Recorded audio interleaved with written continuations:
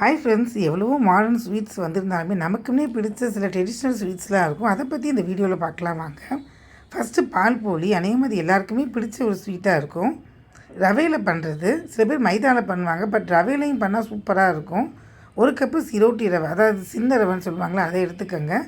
கொஞ்சம் 2-3 spoon key போட்டுக்கோங்க. ஒரு சிட்டி உப்பு போட்டு கொஞ்சமாக தண்ணி தெளித்து சப்பாத்தி மாவு பதத்துக்கு பிசைஞ்சிக்கலாம். ஒரு வானிலையில் இந்த மாதிரி 1/2 லிட்டர் பாலை விட்டு கொஞ்சம் 1/2 கப்பு சுகரை போட்டு நல்லா அதை கலந்து விட்டுக்குங்க.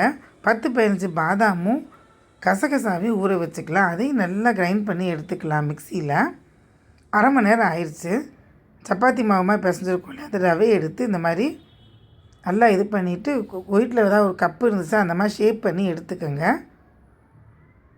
இப்போ அந்த அரைச்சி வச்ச இதையும் போட்டு பண்ணி ரிச்சாக டேஸ்ட்டு கொடுக்கும். அந்த கசகசாலாம் இதெல்லாம் போட்டோன்னா ரிச்சு டேஸ்ட்டு கொடுக்கும், சூப்பராக இருக்கும். பொரிச்ச இதை அது மேலே ஊற்றி சாப்பிட்டு பாருங்கள், டேஸ்ட்டு வேறு லெவலில் இருக்கும்.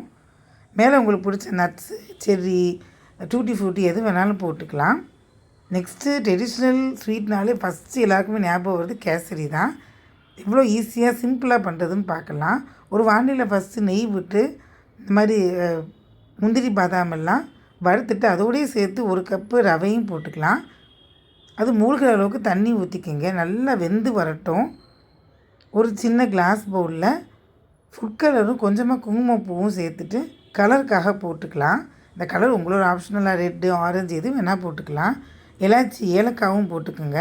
நல்லா இப்போ வெந்து வந்துருச்சு.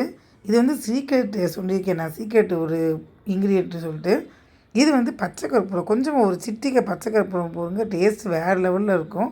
அது ஒரே ஒரு கிராம்பு போடுங்க. இந்த சமயத்தில் 2ல் ஏதாச்சும் ஒன்று போடுங்க, டேஸ்ட் ரொம்ப நல்லாயிருக்கும். இப்போ எடுத்து வச்சுக்க அந்த 1 கப்பு நெய்யை கொஞ்சம் கொஞ்சமாக சேர்த்து பண்ணிங்கன்னா அந்த வானிலையில் ஒட்டாமல் வரும்போது எடுத்துடலாம். இதை நீங்கள் கட் பண்ணி ஸ்கொயராகவும் சாப்பிட்லாம், இல்லை அப்படியே எடுத்து கப்பிலே சாப்பிட்லாம். எப்படி சாப்பிட்டாலும் நல்லாயிருக்கும். தீபாவளினா மைசூர் பாக் இல்லாமையா முறுமுறுன்னு வீட்டிலே இவ்வளோ நல்லா மைசூர் பாக் பண்ணுறது பார்க்கலாம் வாங்க. இப்போ அங்கே எவ்வளோ கிறிஸ்பியாக நல்லா இருக்குன்னு.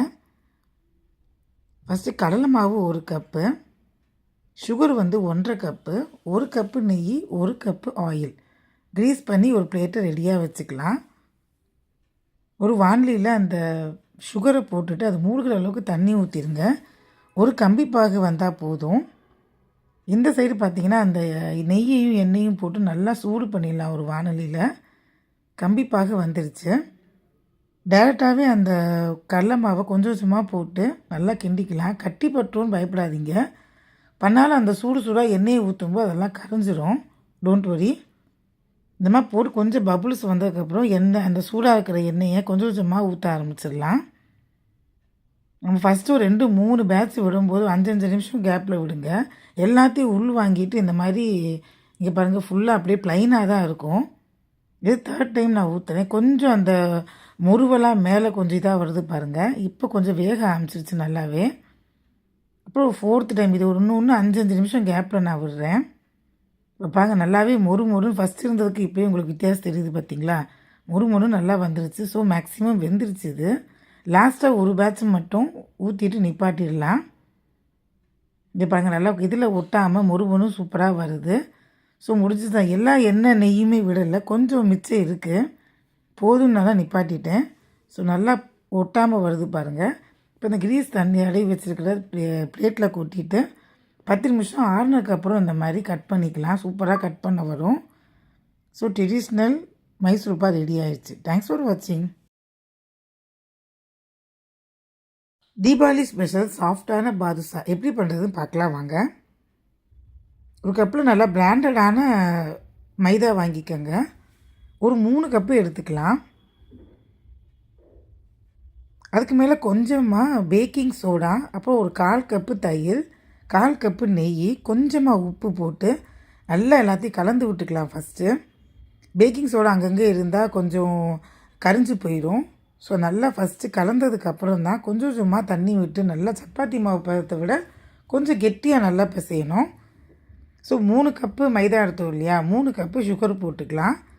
அது மூழ்கிற அளவுக்கு ஒரு 2 கப்பு தண்ணி விட்டுக்கலாம். இதுக்கு வந்து ஸ்ட்ரிங் அந்த மாதிரிலாம் கம்பி பதம் வரணும்லாம் கிடையாது. நம்ம குலாப் ஜாமுன் பண்ணும்போது எப்படி ஒரு பிசுக்கு பதம் வரும் அந்த மாதிரி வந்தால் போதும். ஒரு ஒரு அரை மணி நேரம் ஆயிடுச்சு, ஊற வச்சுக்கலாம் அதை. அரை மணி நேரத்துக்கு அப்புறம் எடுத்து நல்லா கையில் இப்படி பால் மாதிரி பண்ணிவிட்டு தம் ஃபிங்கர் வச்சு நல்லா அழுத்தி விட்டிங்கன்னா, இப்படி திருகி திருகி அழுத்தினீங்கன்னா ஒரு மாதிரி லேயர் லேயராக வருது பாருங்கள். பரோட்டா மேலே லேயர் வரும் இல்லையா, அந்த மாதிரி வரும். ஸோ 1 பை 1 நம்ம போட்டுக்கலாம். எதையுமே போட்டோடனே கிளறக்கூடாது, அதுவாக வெந்து மேலே வரணும். வந்ததுக்கப்புறம் இப்படி திருப்பி போட்டுக்கலாம். நல்லா குண்டு குண்டுன்னு பாதுஷா ரெடி ஆயிடுச்சு. இப்போ அதை எடுத்து அந்த கம்பி பாகு, அந்த பாகு இருக்கு இல்லையா, அதில் போட்டுக்கலாம். ஒரு 5 நிமிஷம் ஊற வச்சுட்டு எடுத்து பிளேட்டில் மாற்றிக்கலாம். ரொம்ப நேரம் ஊற வைக்கணும்னு கிடையாது. ஸோ மிருதுவான பாதுஷா ரெடி ஆயிடுச்சு.